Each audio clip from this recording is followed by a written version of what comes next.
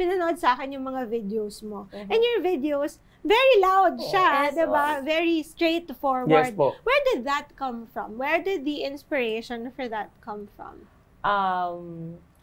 Very happy yung song, yung beat, kung paano ko siya dineliver. Kasi relatable, pinagdaanan ng iba at pinagdaanan ko din. Pero, may dark side talaga yun. Yung story na yun. For example, MPL. Malibog paglaseng. Yun kasi yung meaning nun. Happy, ginawa ko siyang happy.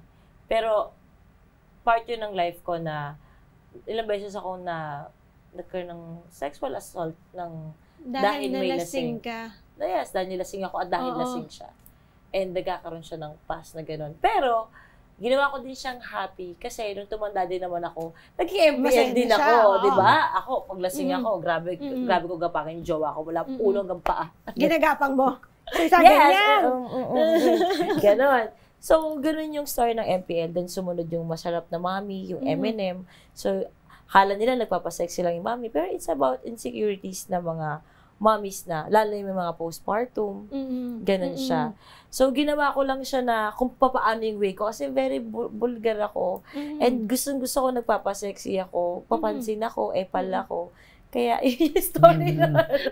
Papansin, epal. Parang hindi, you just really want to shine. Yes. Diba? Ako, kung paano ako, ganun po siya. You just want to take up space, basically. And you just want to express who you are. Yes, gusto ko talagang i-express yung story ko, yung ako. Kung mapansin man nila na parang may sayad ako, na parang kakaiba ako sa ibang gumagawa, eto ako. And alam ko marami din ganito. Oo naman. Marami din ganito. Hindi lang talaga lumalabas o hindi lang ipinapakita. Pero maraming ganito.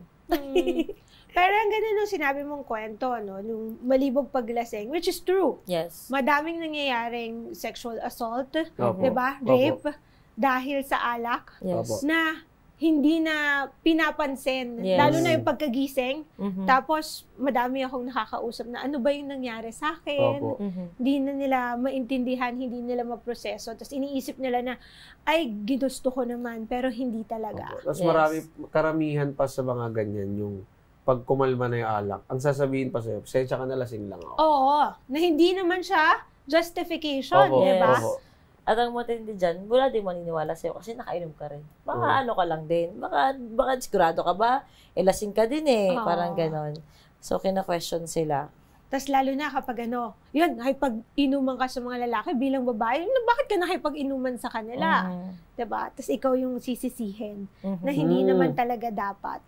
Yes, yes. Kasi parang, hindi ka mati ng babae, ba't ka sumama? Kaladgarin ka rin kasi, nang hanap mo, ganun yung nangyayari. Yun yung dark side niya. Pero kung sa positive side, is marami pong taong ganun, yun ang realidad. Marami talagang malibog paglasing. Ewan ko, effect ng alak. Hindi ko nilalahat, pero madaming ganun. Yung tipo ko na yung lalaki, di ba? Inuman, hindi naman maganda yung babae. Iba'y gaganda talaga sa paningin mo talaga. Magiging Diyos na talaga yun, promise. Beer goggles ka. Binaraan talaga yan. Yan talaga siya. Kaya, siya relatable, kaya nga maraming one night stand. Oo. Diba? Pero yun nga, ulitin natin, no? Na hindi siya justification Yes. para pilitin ang isang babae or para makipag-sex sa isang tao na lasing din, na hindi naman alam yung ginagawa. Parang ganon, di ba? And of course, syempre warning yun. Alam mo yung magtira ka para sa sarili mo, huwag mo ilagay yung sarili mo sa ganong sitwasyon. Di ba? At saka pangatlo, tawag dito, kilalanin mo muna yung taong kasama mo. Totoo. Diba? Oo. Malawak talaga yung kantang yun eh. Pero straightforward siya. Kasi marami nga ding klase ng tao, hindi actually lalaki. Kasi may part na kanto agad, di na kailangan ng ligaw. Kasi may mga ganun talaga na meron naman talaga. Also, experience, they enjoy the experience ng walang, no strings attached. Tara lang, shot lang, go out ako dyan. Ganun, may mga ganung klase din ng babae. So, malawak po siyang ganun. Oo. Kaya, parang ngayong kwento mo, it makes a lot of sense, no? Na sana maintindihan ng mga nakikinig. Kasi totoo naman, madami talagang ganun. Yun yung realidad. Yes. At sana matuto tayo from that reality. Yes, Tama, yes po. diba? Tapos yung isa, Eminem. Yes, masarap na mami. Masarap na mami. Parang ako lang. Yes! You Nag-sisipon are! ako. Pares tayo. Sunod ako. Diba? Masarap na mommy. Saan siya galing? Galing yun sa kasi na ako retokada ako mula ulo hanggang paa talaga. As in, lahat to, salamat, Doc, talaga yun. Salamat, Sino doktor Lord. mo? Pera naman. Doc Yapi. Yes, ay Doc Yapi. So, nagsimula nung nanganak ako, kapapanganak ko pa lang, tapos sabi ng daddy ng baby ko, parang may check kami sa Facebook nung time na yun. Pag-check namin, sabi ko, parang sabi niya kasi, uy, ang sexy Sabi niya gano'n. Sabi ko, syempre insecure. Hindi ko alam na insecure na pala ako noon. Sabi ko, sexy ang pangit naman. Gumanon ako. Tapos sabi ng ex ko, ikaw, grabe ka naman. Ikaw maganda ka nga. Pag dinabad mo naman yung t-shirt, wala yung dede mo. Ginanon ako. So parang ako, oh my God, ang ganda-ganda ng boobs ko noon.